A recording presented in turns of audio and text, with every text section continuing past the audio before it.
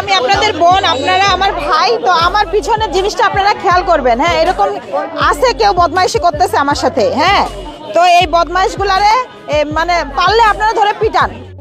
Viral cake বিক্রেতা সিমির গায়ে হাত দিয়ে আপত্তিকর অবস্থায় দাঁড়িয়েছিলেন এক পুরুষ, যে ভিডিওটি ব্যাপক ভাইরাল হয় সামাজিক যোগাযোগ মাধ্যমে। এরপরই নানান সমালোচনা তৈরি হয় এই ভিডিওটি নিয়ে।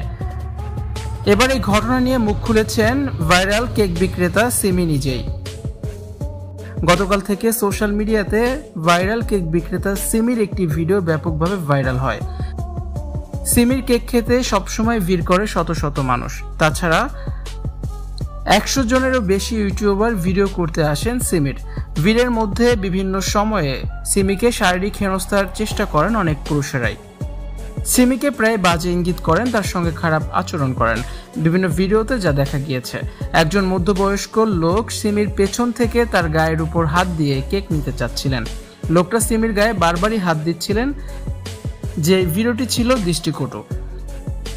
লোকটা যেন সিমির গায়ের সাথে পুরোপুরি লেগে যান। এই ভিডিওটি নিয়ে নানান রকমের মন্তব্য সোশ্যাল মিডিয়া জুড়ে।